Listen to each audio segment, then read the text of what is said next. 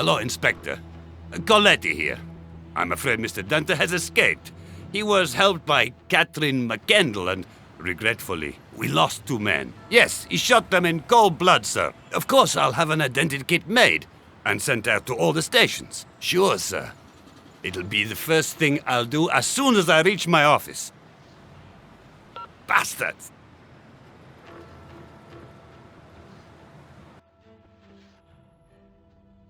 Catherine, what's happened? Coletti shot 2 agents, and I think he wants to accuse me and Jonathan. Pleased to meet you, Jonathan. And if you're half the man your uncle was, you're well worth knowing. As Kat's probably told you, Frank was a very dear friend of mine. Unfortunately, we're in the middle of a war, as you can see. I've noticed. But why is someone getting rid of the Vatican agents? And who's covering for Coletti? Is it Twinings? We don't have much time, as he'll be looking for you everywhere. He'll soon get here with some of his men in tow. You see, Jonathan, even though he's very dangerous, Coletti is only a small fry in this story. He's just a bent policeman who sold the names of nearly all the Vatican Secret Service agents. The trouble is that we have no idea of who he's selling the names to. Given the brutality with which these executions are being carried out, they're certainly not being done by someone sane. Great. Now I'm wanted by the whole of Scotland Yard. I have a corrupt cop on my back. And as if that wasn't enough, I feel like I'm in an episode of The Mysteries of the Holy Grail or something like that. The Holy Grail's got nothing to do with this.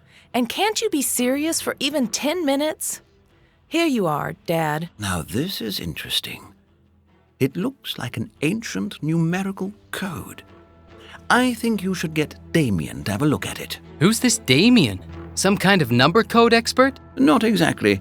Damien's a computer technician, but he also developed some advanced systems to break codes that we used several times during our research. Dad, did Frank tell you what he was working on? Just a little. He did mention something about completing research into the Imago Sanctissimus. That's a legend, you know. Not all that well known. It seems that the ancient order of the Knights Templar left a legacy for all of humanity. The answers to all questions of mankind. This was apparently recorded in the Imago Sanctissimus, and even today, we still don't know exactly what it is. Some say that when the Imago Sanctissimus is mentioned in texts, it refers to the shroud, some think it's the Grail, and others that it's neither one nor the other. So it's just as I thought. The Holy Grail is involved. Uncle Frank must have been close to finding it. Your uncle was one of the most reputable members of the Vatican Secret Service. I wouldn't be surprised at all to find out that he knew where to look for the Imago Sanctissimus. Obviously, whoever killed him now knows whatever the Vatican Secret Service knew, and the killers no longer want the agents under their feet. Your uncle and I became very good friends when we worked together on some special research. He'd expressly asked for scientific help from a member of my group. However, he never talked in any detail about this research, apart from the principal idea he was working on. He used to say that it was to protect me, but I really think it was because Frank saw himself as a 1930s detective. He was a solitary man, and that's probably why he was so damn good at his job. Jonathan, we'd better make a move. We've got to get to Damien's place. Although he doesn't live too far from the center of London, we have to be careful while we're traveling. Coletti will be looking for us, and his men might burst in here at any moment. It was a real pleasure to meet you, Mr. McKendall. The pleasure's all mine, young man. Do try to catch that rogue Coletti. The best luck to you both.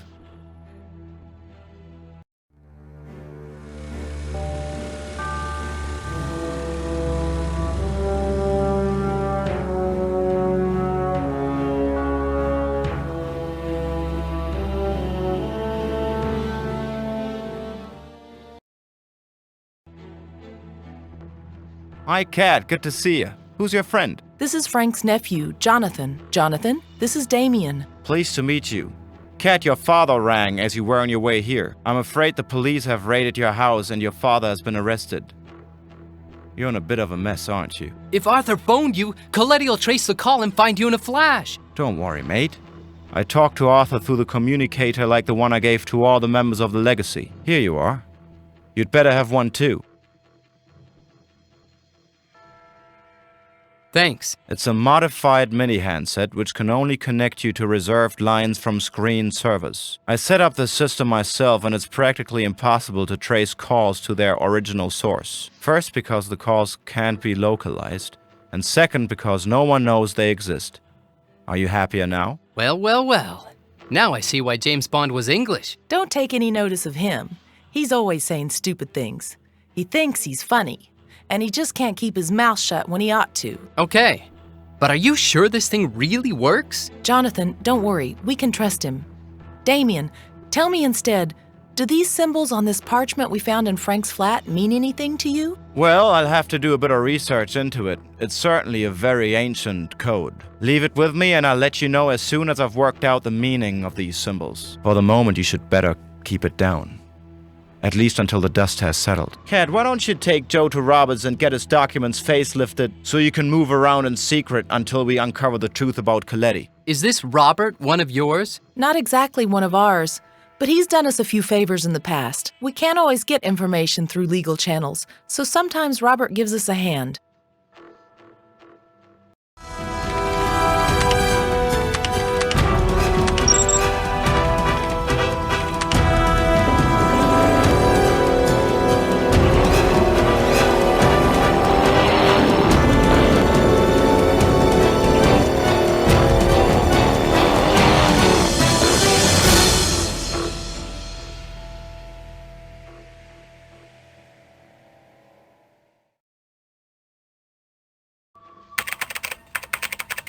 Hi, Kat.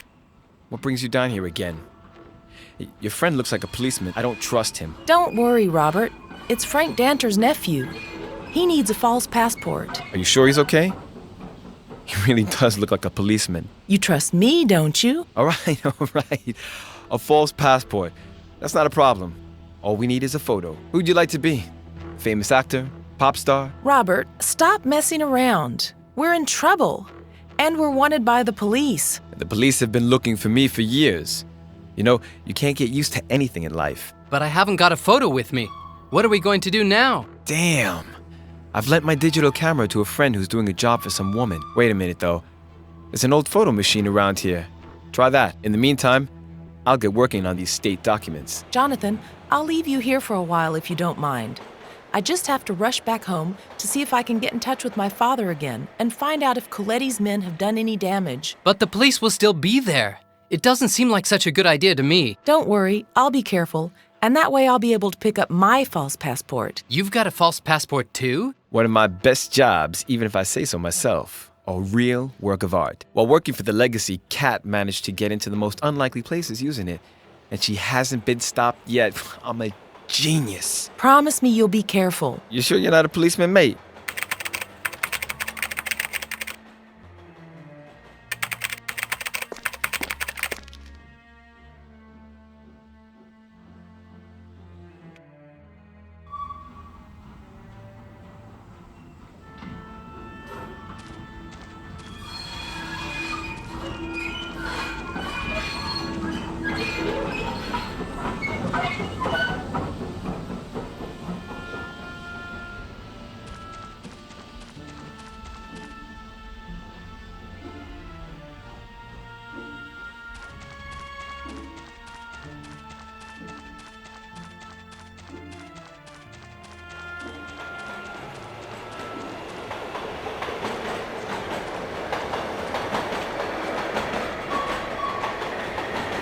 It's a puddle full of rubbish. 2 buttons, a piece of shoelace, some papers, etc. Okay, I'll have a closer look at it. Okay, I'll pick up the piece of shoelace, but I'll leave the rest of the stuff there. A piece of an old wet shoelace.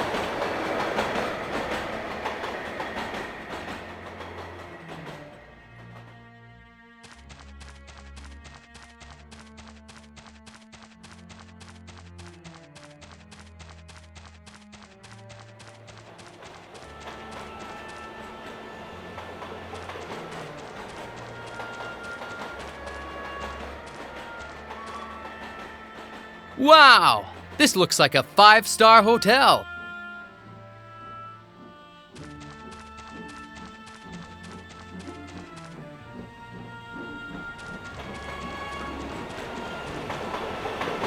This is what I call recycling. A fridge abandoned in the middle of the road. There's an old melted strawberry ice lolly inside the freezer. Someone crazy must have thought that this was the best place to keep it, even if the fridge isn't on.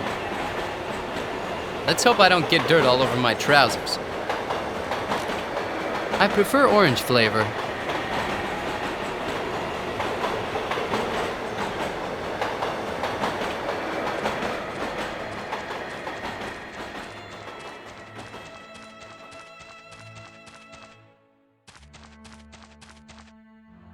Not only does it look abandoned, but someone has also set it on fire. It would be a miracle to find anything intact inside it.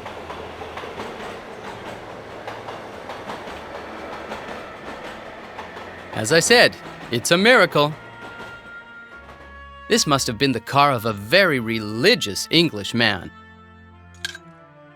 It's a miracle this thing didn't burn in the car.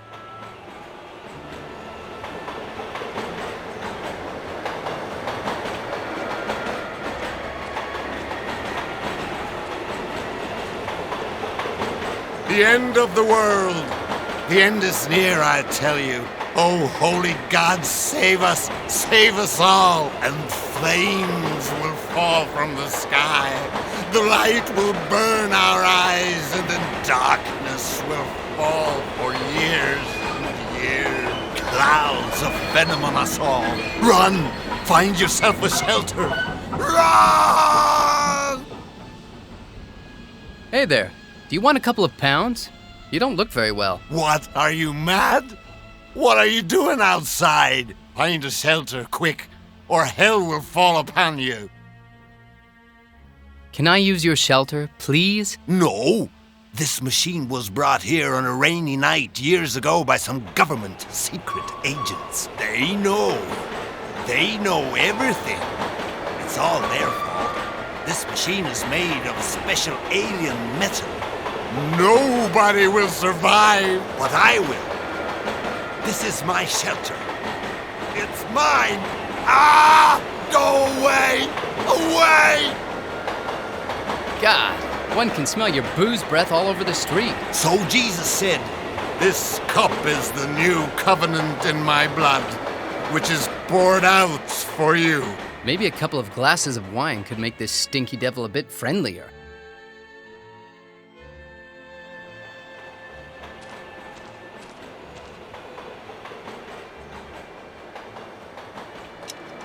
An empty, stinky bottle. I haven't cut myself and I'm not dying, so one of the bottles really was intact. Dirty, but intact.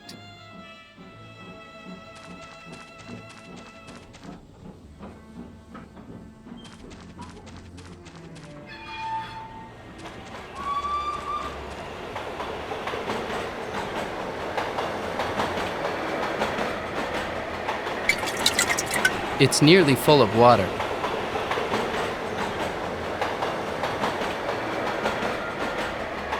It almost looks like wine. It's a little wooden stick.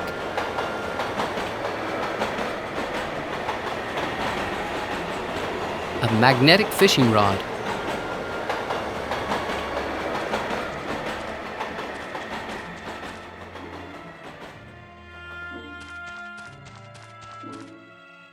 There's a terrible smell coming from under that grate. I can see something glittering down there. It's probably a coin, but I can't identify it from here.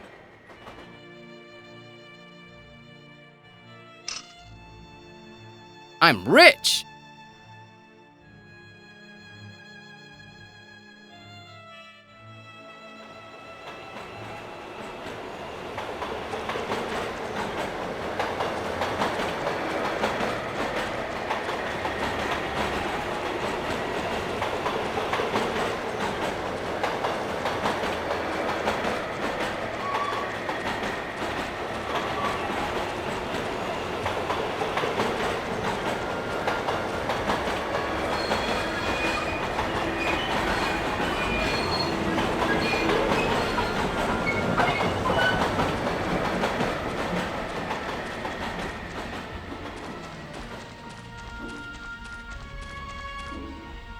A bush filled with rubbish.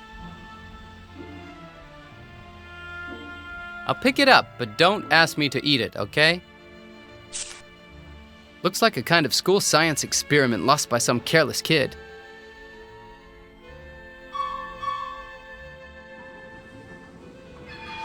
Perfect!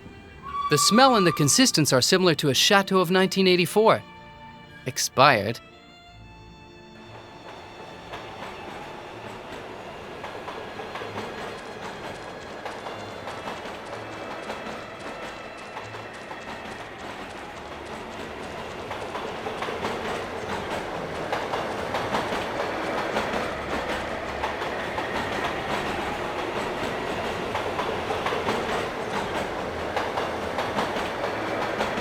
Who are you? How did you manage to survive the apocalypse? Oh my god, you're a mutant. I know. It's just like Larry said. You're going to eat my brain. Oh no. And this is a nightmare. A nightmare, I say.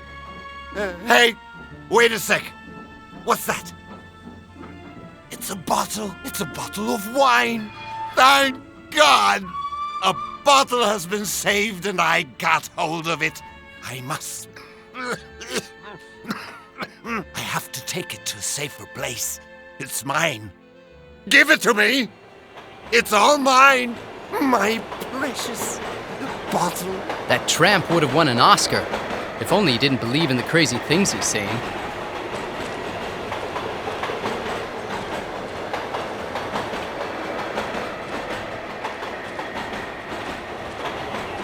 The end of the world. The end is near, I tell you. Oh, holy God, save us all. And flames will fall from the sky. The light will burn our eyes, and then darkness will fall for years and years. Clouds of venom on us all. Run! Find yourself a shelter. Run!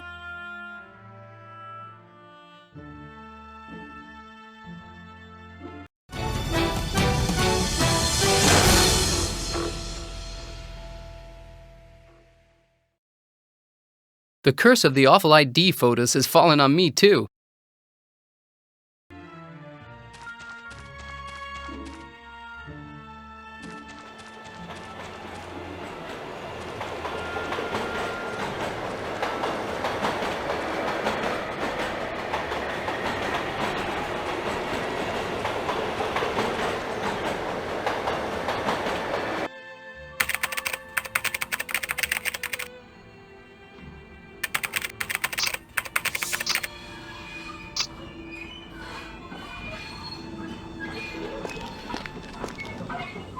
I don't agree with using girls' bodies to take sexy photos, but I can't help but admire such splendor.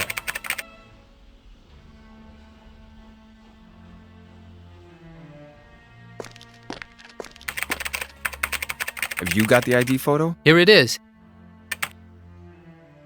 Great. I'll start working on your passport straight away then. See you later.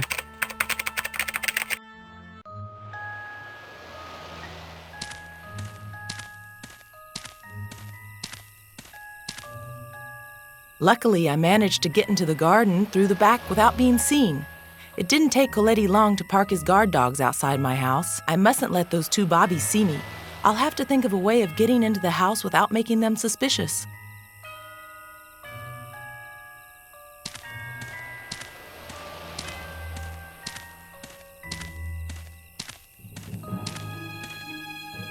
It's an old tool shed that George uses to keep his stuff in. There's so many bits and pieces in here that I can't even open the door. They're certainly not the newest gloves I've ever seen, but they could come in handy. They're old and dirty, but I think I'll find a way to use them.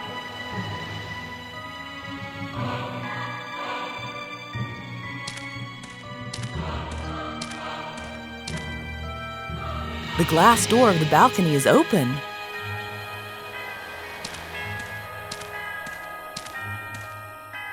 My wonderful climbing roses.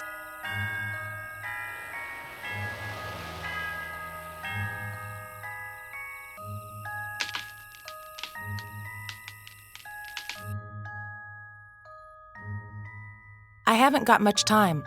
I have to find my fake passport, and while I'm here, it would be nice if I found my digital camera, too.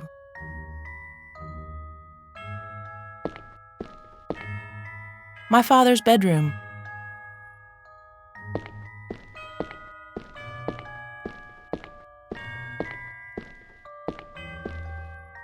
These are the stairs to the attic.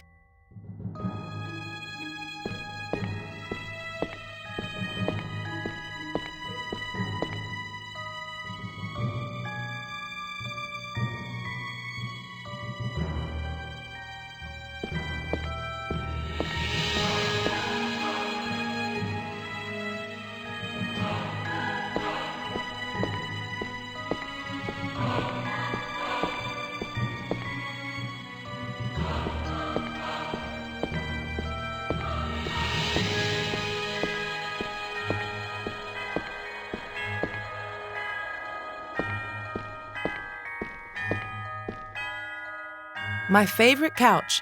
During my free time, I lay here in my pajamas for hours and hours. If I remember well, I was here with Jane and Claire last time I used my digital camera. Yes, here it is. This little thing always manages to hide in the most unthinkable places. My budget digital camera.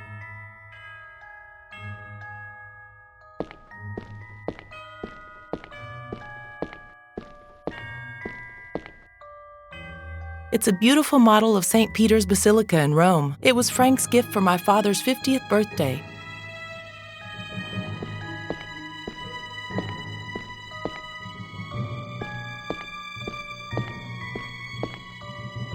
This is my dad's private lift.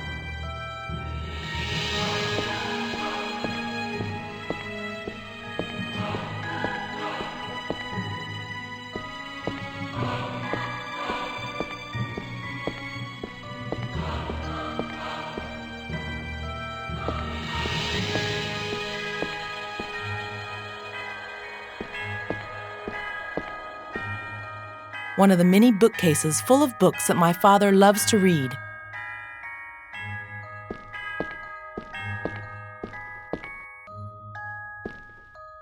When I was little, my mom used to teach me how to play on this piano.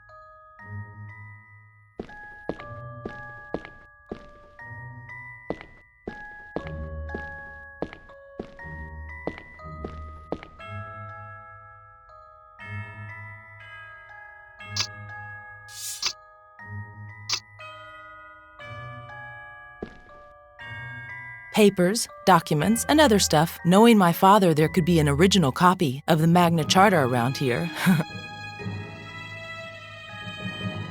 It's not the Magna Carta, but it'll surely be more useful. Robert's best work.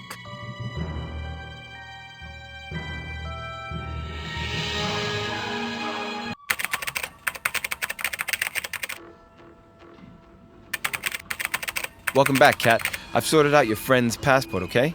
Now he'll be known as Daniel Brown. Actually, I'd have preferred something a bit more classic, like John Smith or Mr. Johnson. Jonathan, this is no time to... The name's Daniel, if you don't mind. Okay, Daniel. There were only 2 policemen posted outside my house. Getting in through the window was child's play. Coletti must have thought we'd never be so stupid to go back to my father's house. Unfortunately, though, my father has been arrested by Scotland Yard. There are scores of police looking for us everywhere. It's Damien. He's got some news.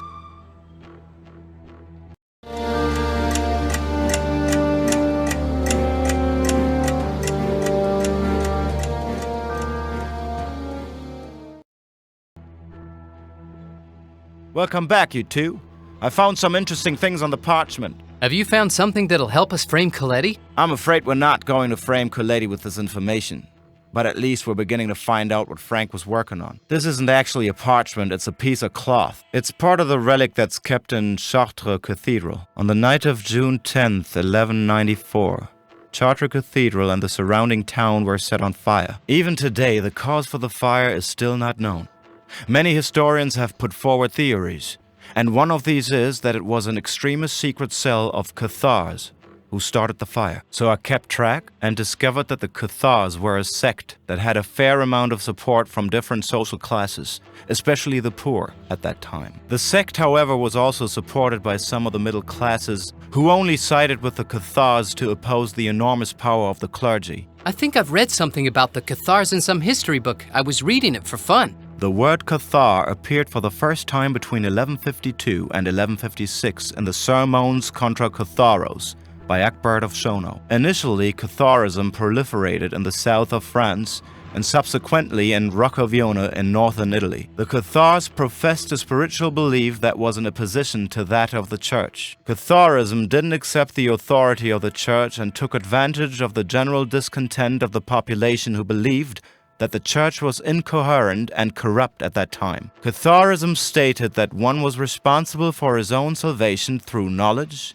morality, and a pure way of life. They believed in the doctrine of reincarnation as well as other similar things. After having tried to make peace with the various sects, the church started a brutal war that led to the elimination of Catharism. Today, many historians believe that in some of the more extreme Cathar factions, the members were forced to give up all their belongings to the leaders of these sects. The followers, in fact, had to renounce all material things because they believed that evil lied in the material goods. Only a few people really know the truth about some extremist Cathar factions. It is believed that they thought they had a legitimate right to put up a violent, armed resistance, and while following these convictions, they fought not only against the Crusades and the church, but against anything that wasn't in agreement with their beliefs. So this allowed them to behave any way towards anything. Their doctrines permitted destruction and robbery. Is that right? That's right, Kat. Their belief that any material thing was intrinsically evil found its focal point in the idea that Christ was an angel, but the human Christ who ended up on the cross was a material being and therefore had to be a demon. That's certainly an original idea. A complete distortion of the values of good and evil based on the material and the abstract. I must admit that these people are interesting. Above all, this might help us to understand the mysterious rituals that the journalists keep talking about in relation to these recent murders. Precisely. However, where were we?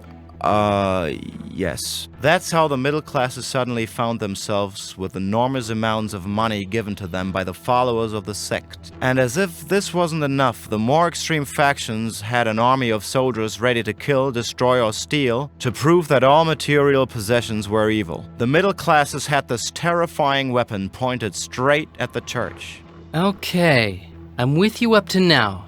But why would they have burned down the Cathedral of Chartres? And above all, why would my uncle have had to protect a fragment of the relic? The presence of these symbols on the cloth makes me think that the whole relic is covered with coded information. This doesn't really surprise me, as it seems that the relic was one of the many treasures of the Knights Templar. So the Knights Templar are involved in this story too? Not directly. As you know, the Knights Templar used to hide their secrets using ambigrams the majority of the people couldn't understand. So I believe the Cathars wanted to destroy the relic so that its secret wouldn't be passed on. The Imago Sanctissimus. That must be the secret. Let's not jump to conclusions. I haven't found anything that indicates what this Imago Sanctissimus really is, but taking into account what we've just found out, it may be a possible hypothesis. We could try doing some research in a library in London to see if something interesting comes up. I can take care of that. It's becoming a bit too dangerous for me and Kat to stay in London, and I don't even know my way around here. While Coletti is around, I'd certainly better not go out shopping. He's the one with the upper hand right now, as he knows more about this than we do, and he won't give up until he's got the contents of that safe deposit box. I can't go to the airport. It'll be crowded with policemen, and they know what I look like. You're right, Jonathan. You'd better start packing for a lovely trip to Chartres, so you'll be away from London for a while, and you'll also be able to do some research on the relic and the Cathars. Go to this address and say we've sent you. Ask for Alan. He's our night flyer. Right. Damien, you go to my uncle's house and see if Coletti has left any clues behind or anything else that might be useful. You are the only one of us who isn't wanted, so hopefully the police won't pay any attention to you. Here are the keys. Right. Everyone agree? Let's keep the communicator switched on and hope that good old Alan will get us 2 tickets for Chartres as soon as possible. Aren't you coming with us? No, I'll be of more use here in London while you're in France. Good luck.